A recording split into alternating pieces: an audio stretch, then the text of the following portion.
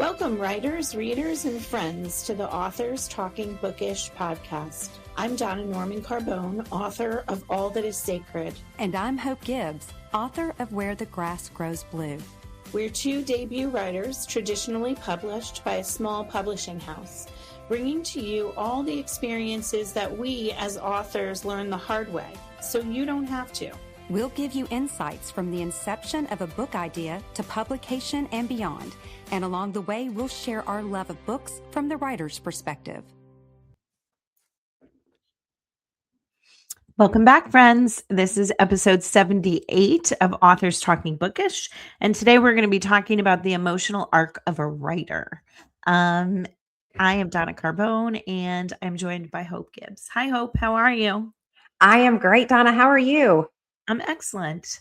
Okay, we are almost finished with August. Where is this summer gone? I know. It's flown. It is flown. Yeah, because I'm in Tennessee and our schools have already restarted. I felt like, we start back earlier. Typically, the public schools here start back like this August 9th, 10th. Yeah. So they start, but the kids get out in May. So yeah, that's nice. We usually start this week, actually, but our town built 2 brand new schools and they needed some more time. So our schools aren't opening until after Labor Day. Wow. And yeah, and I'm only teaching 2 classes. I'm going back to CHS and I'm going to teach 2 classes. So very, very part-time. And I'm looking forward to that. I'm not. What are the 2 classes? Both Brit Lit. Yes. You love kind of British literature. I do. I really do. And I enjoy teaching it. I collaborate with another teacher who also teaches 2 sections of it. And so we collaborate and do like a year-long project with our classes. It's a lot of fun. So how was your first summer as a kind of retired teacher? I didn't feel like I'm retired. It doesn't feel any different. It still feels like I'm going back to school. I think the summer that I don't go back to school at all, like don't stop teaching, I think that's when I'll feel it. Yeah. Did you have any like fun trips this summer? I just got back from a trip to Rockport, Massachusetts, which I had never been to. It's a seaside like harbor community. It's actually a fishing community right next to Gloucester, Mass. Okay. If you've heard of The Perfect Storm, that was set in Gloucester. Okay. So we went there because that is one of the settings in the novel that I'm revising right now. And so I wanted to go there just to authenticate the setting a bit. Yeah. And I had some kinks to work out, which I totally worked out while I was there. It was amazing. Oh, I love that. Yeah, it was very cool. It's the first time I've ever done that. Have you ever done that? Have you ever gone to the setting of your book? So my second book, the one that I am editing right now, it takes place in Alice Beach, which is down in, if you've never heard of this, it's a place on 30A, which is in the panhandle of Florida, a little outside of Destin, Florida. And so, I've been there, and it does help because my first book, it was a fictional town, so I could do whatever I wanted to. Yeah. But it really did help me because I've been to 38, dozens and dozens of times, but as a writer and you're wanting to get it right. And I would find it hard as a writer to write about a place that I haven't been to. So kudos to you for being able to do that, but then going to visit the place. It's kind of like research. Yeah. I wonder if you get to take that, like as a work expense on your taxes. I'm going to. Yeah. I love that. I'm going to. Writers, take note. Yeah. So this summer, have you been reading anything that has caught your attention? Actually, it's been a very slow reading summer for me because I've been writing so much. Yeah. I am working on my edits for my 3rd novel, which I still don't have a release date for that.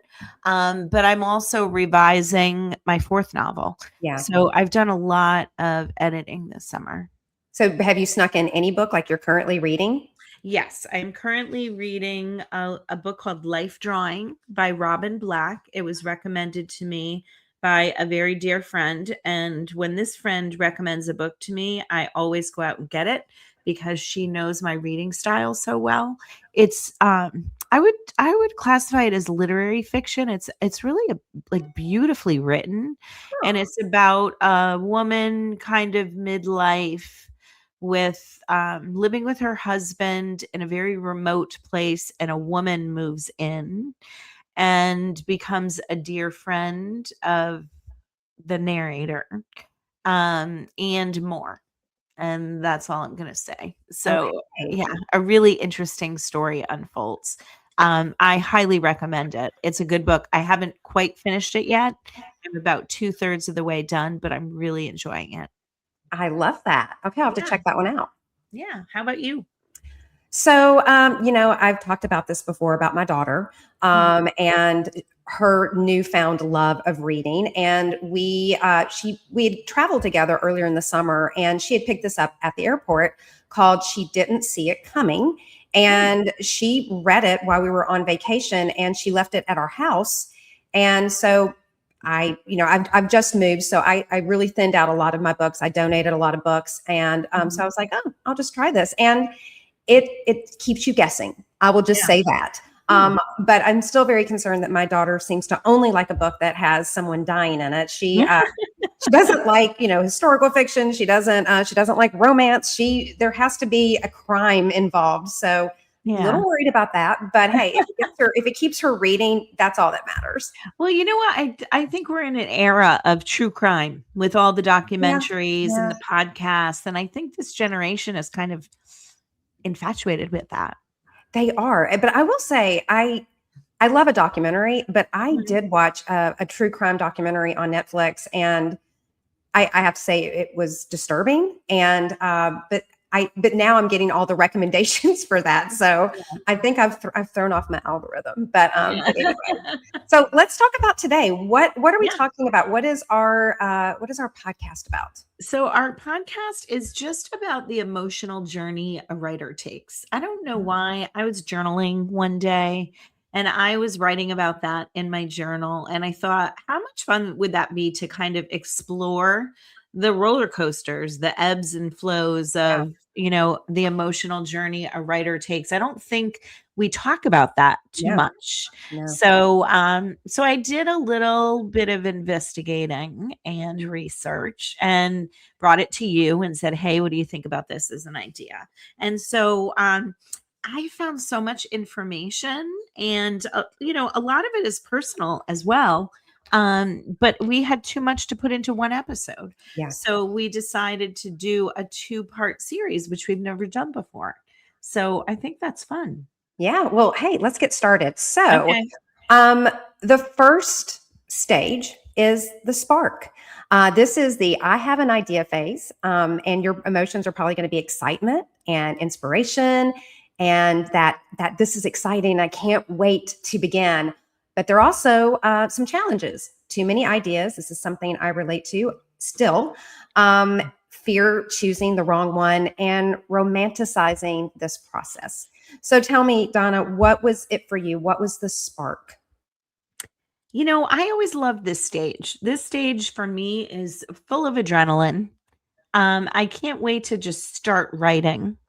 Although, like you said, too many possibilities, so many possibilities kind of Mhm. enter my realm of thought. I have to brainstorm them. I do a lot of brainstorming during this stage, but it's primarily one of excitement, and I can't wait to get started. Yeah. Can't wait to see where this story's going and where this Yeah. idea. My problem is I have a lot of sparks, and sometimes I just have Mhm. to actually get it done. But my spark for my second book came to me in the shower of all things. It was a Yeah. question I asked myself: what what would be the worst thing that could happen to me? Mhm. And it evolved into that to a second book. The book isn't about me, but it is something that the core of this book is something that I fear. Yeah. So it's you never know where the spark is going to come from. Yeah. Yeah, and so because you've written 3 books, you're working on your fourth. Mhm. What was the most memorable book spark that you've had?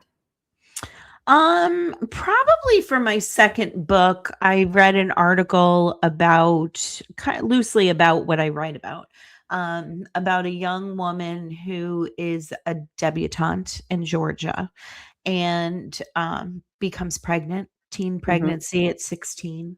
And her parents are,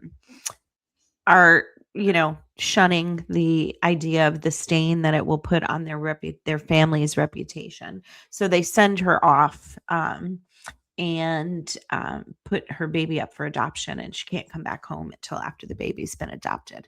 And Yeah. I just thought, what a horrible thing. That just, I don't know, that always stayed with me. I Yeah. didn't read it thinking I'm going to write about this. I just read it. And then over the years, I just kept thinking about it. And so it was something that I needed to write down. Yeah. And you never know where that spark's going to come from, because before we started today, we always talk before. I told you something. I went on a deep dive on Instagram about, it was an article about a writer. And I'm like, that could be a really interesting spark for an idea. So you never know where this inspiration is going to come from. And so some of the advice that we would have is capture the idea immediately, commit to it as long enough to explore it, the possibilities and the limitations. Keep your judgments at bay and just simply write. It doesn't have to be good, but just get the idea on the page. And we've always said you can't edit a blank page. And a key takeaway is excitement gets you started, but commitment keeps you going. Yeah. One thing I do during this stage is I have a file on my laptop, and it's writing ideas. And in it are like one pagers of just a synopsis of a writing idea Mhm. and just any details that I can kind of throw out there. Yeah. And then I leave it. And I'll come back to it when I'm between books and looking for ideas. And sometimes one of those sparks me, which was the idea for my second book. Yeah. So, mm. Good advice. Okay. So what is number 2, Donna? Okay, so number 2 is you've got your idea, you're committing to it, and you start the first draft. So excitement is really meeting reality at this point. Um, but also a little bit of self-doubt creeps in because you're thinking, this idea was very grandiose in your head and you thought it was a beautiful idea, and now all of a sudden you sit down and you're like, okay, I have a lot of work to do before I get there. How am I going to get there? Am I going to lose momentum? Is this idea going to sustain me throughout the process? Yeah. A lot of self-doubt. I was doubting myself before I even knew what I was doing. So that's something that I think a lot of people, and it doesn't even necessarily translate just to writing. I think a lot of people experience self-doubt at some point in whatever career or whatever they're doing, even if they're picking up a new hobby or whatnot. Yeah, I would agree. I kind of think whenever you challenge yourself to do something you haven't ever done before, Mhm. you're apt to feel some self-doubt. But I kind of feel like that's the growth process. Yeah. And it doesn't have to be just because it's your first book. Like I'm No. experiencing self-doubt in my second book. I have Oh, done that yeah. so many times. So it's not something that you're never going to experience again. If you're writing a book, you've written one and you're never going to feel that again. You're going to feel that with every single project. Yes, I totally agree. After, being in the throes of book 4. Yeah. And Um, some advice for that is separate the draft from editing. I love this one. Set short-term process goals. Just, don't try to tackle it all at once. And remember, the first drafts are often about you just telling yourself the story, because as you and I've always said, the magic of a book really happens in the editing. But the key takeaway is complete that first draft is the goal, and become comfortable with it, that it will need work. It's going to need lots and lots and lots of work. yeah. I always go back to the notion when I'm writing that first draft and I'm kind of in the home stretch and feeling like I'm never going to finish this draft.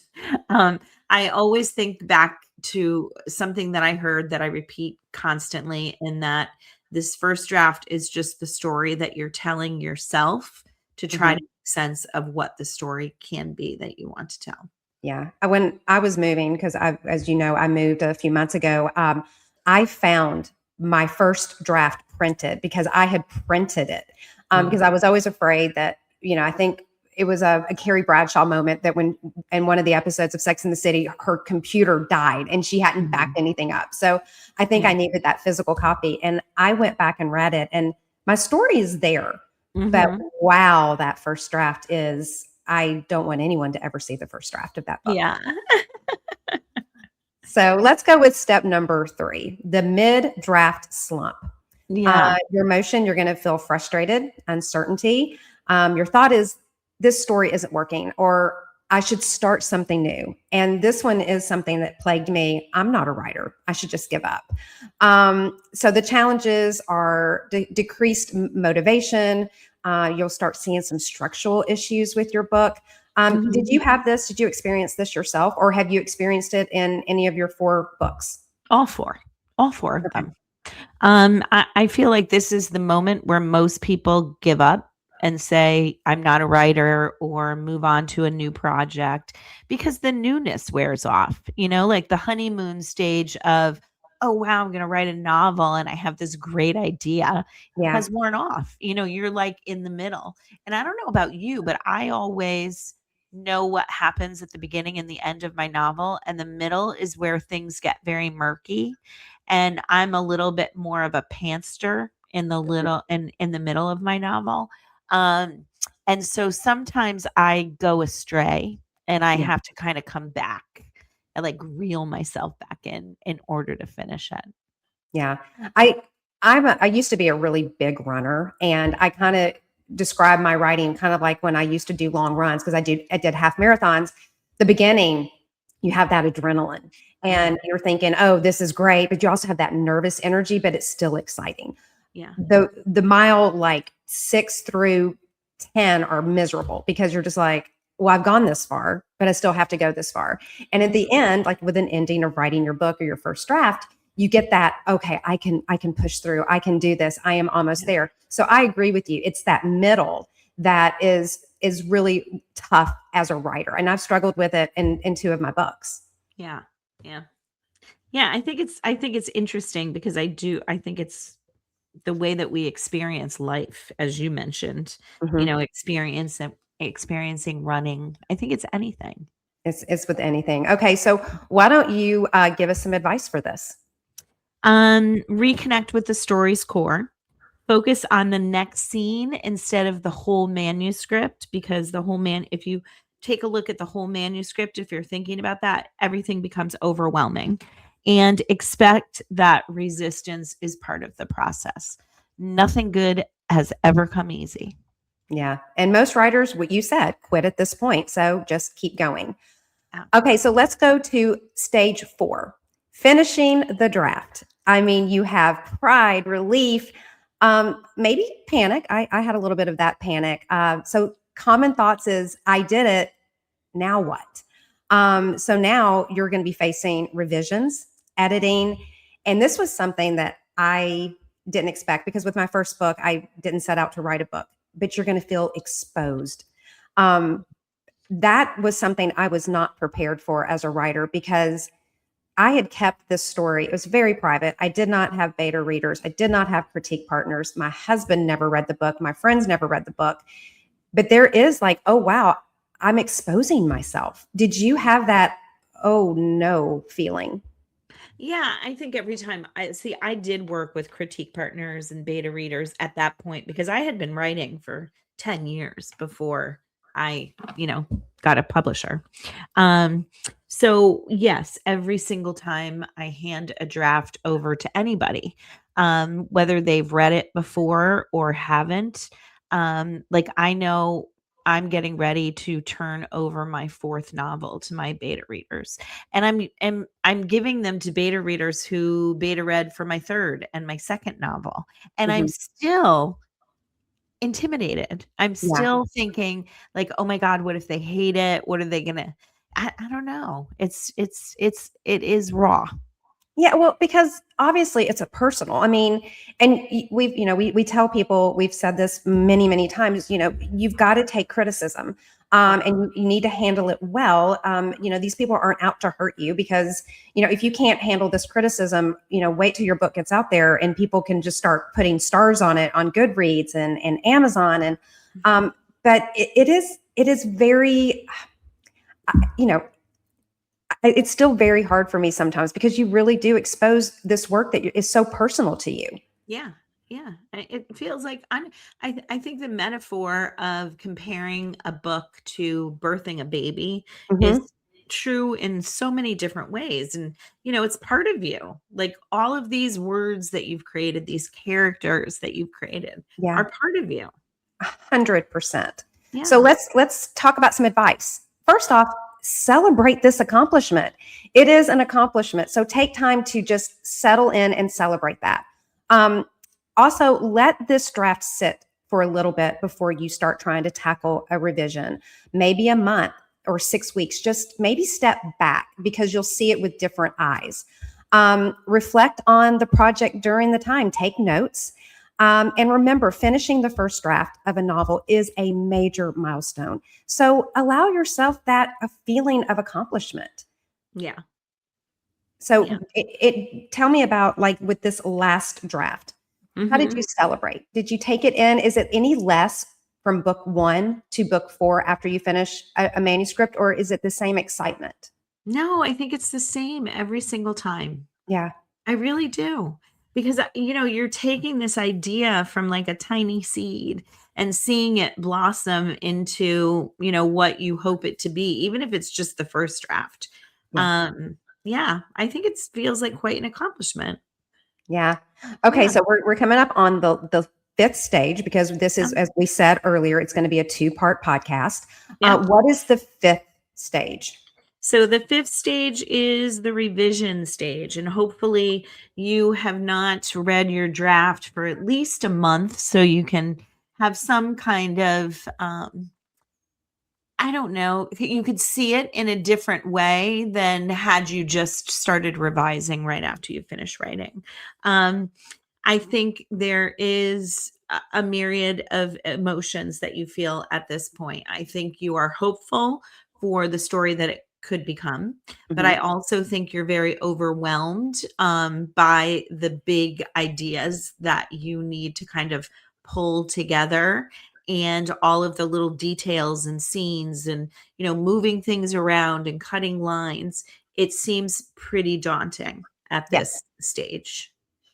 Yes, for me, with my first book, it was completely daunting because I had written a 120,000 word bloated manuscript that was full of telling and not showing. So with that one, I completely had to rework it, and I had to be willing to do that. With my second book, because I learned the mistakes the hard way from the first time, it didn't need that. I knew how to tell the story through showing. And so it wasn't as hard, but it's still not easy. Your first draft is never going to be perfect. And if you try to make a perfect first draft, you're probably not going to finish it because you're just going to get overwhelmed. Yeah. Yeah. Even honestly, even after I finish with my editors for each of my books, I always think afterwards, oh, I could have changed this or I could have added that. Yeah. But I think at this stage, all you're seeing are the flaws. You're seeing everything that's wrong with the book, which is not a bad thing. I also think it's hard for you to distance yourself from your work. And that is so important in order to get a realistic point of view of what needs to go, what needs to change, what gaps need to be filled in. So I kind of think this part of the process might be the most frustrating because you really have to train yourself to re-see your own work, which is hard. Yeah. Well, some good advice for this one would be revise in layers. Focus on big picture issues first. View revisions as an opportunity and a transformation, or is it a chore? So it's kind of the way you're going to treat it is going to help with that. And take your time with your story, because you know what? It's worth it.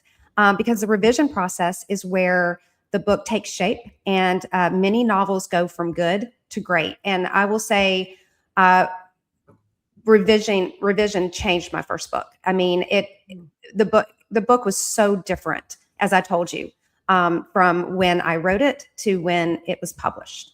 Yeah. I actually think over the trajectory of my career from first book to fourth book, I think I've learned to really like revision, because that is the stage that I feel like I'm molding the story and really making it into what it becomes eventually. And I like to see that progress. Okay, so those are the first 5 steps with this podcast, and we're going to be doing the next 5 steps in our next podcast. And Donna, as you know, even though you're retired, you are our teacher. So what is our do now?